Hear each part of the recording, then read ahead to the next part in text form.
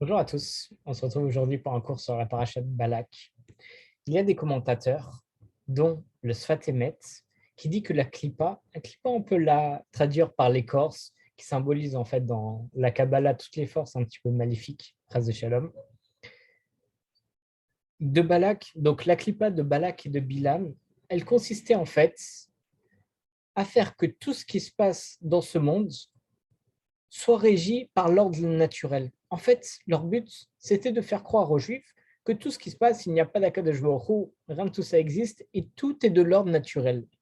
D'ailleurs, on voit dans les propos qu'il utilise, il dit, voici qu'un peuple est sorti d'Égypte. Et avec ça, Balak, il insinue qu'en réalité, le peuple d'Israël, il est sorti lui-même d'Égypte sans qu'Akadosh Baruch Hu ne l'ait aidé.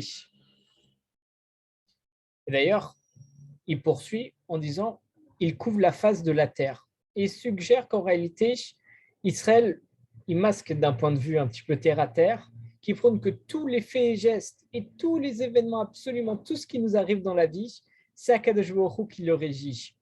Et au contraire, un juif, justement, il pense autrement et c'est ça ce qu'il a voulu attaquer Balak, parce qu'un juif, il sait que tout ce qui se passe, c'est Akadosh Baruch Hu qui le gère. Mais Balak, en utilisant ces termes-là, il voulait justement faire croire au Béni Israël qu'Akadosh Baruch Hu n'existait pas pour rabaisser leur émouna. Et c'est justement cette vision avec de la émouna, avec de la foi, qu'Akadosh Baruch Hu il régit tout le monde, qui dérangeait énormément Balak. Et c'est pour ça qu'il a fait appel à Bilam pour pouvoir maudire les Béni Israël. Pour expliquer ça, il y a une parabole donnée par le Rav Widerman où il y a un Bachour qui avait des doutes sur sa émouna et qui a été appelé par le Tzemar Tzedek pour justement essayer de lui remettre de l'aïmouna. Et qu'est-ce qu'il a fait? Il a mis un foulard sur ses mains, le Bachour est arrivé, et il commence à agiter ses mains, ce qui fait que le foulard commence à s'agiter, et il demande au Bachour, dis-moi, qui agite ce foulard? Il dit, bah, c'est vous, avec vos mains. Il dit, comment ça, c'est moi avec mes mains? Est-ce que tu les vois, mes mains? Bah non, elles sont sous le foulard. Bah alors comment tu sais que c'est mes mains? J'imagine bien que c'est vos mains qui sont sous le foulard qui le bougent. Il dit, bah, il en est de même pour Akadosh Baruch Hu. Lorsqu'il conduit son monde, même si on ne le voit pas, alors on sait, on comprend que c'est Akadosh Baruch Hu qui fait bouger le monde, même si on ne le voit pas parce que le foulard cache.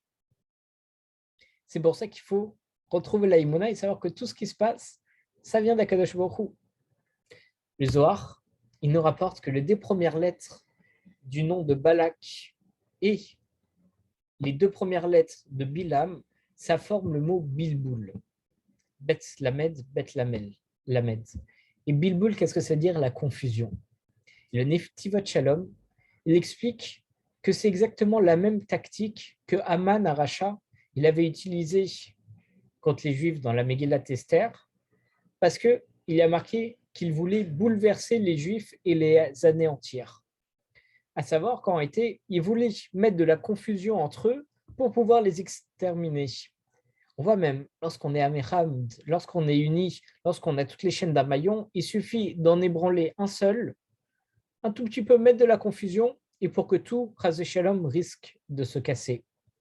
Et c'est ça le but donc de Bilam, de Balak et aussi de Haman dans la Megillat Esther, c'est de semer la confusion.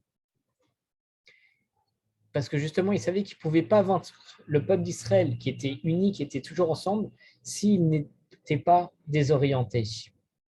Balak et Bilam, justement, eux, ils ont essayé d'ébranler la foi qui était totalement intègre, qui était dans les bénis Israël et qui émanait de leur sérénité d'esprit parce qu'ils étaient toujours en paix, ils étaient toujours sereins, parce qu'ils savaient qu'Akadosh Baruch Hu s'occupait d'eux.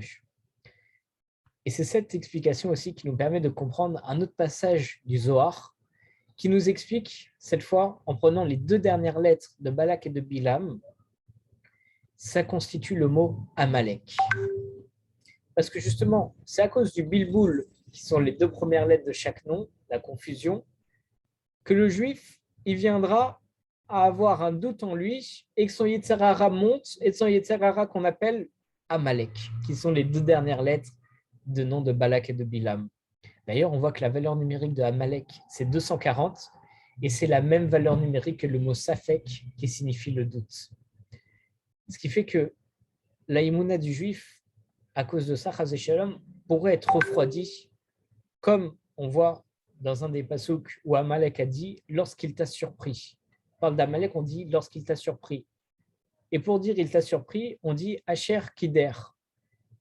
Et Asher Kider, le mot Kider, ça fait à la fois penser au terme Kad, qui est là le froid, et celui de Mekara, qui est le hasard.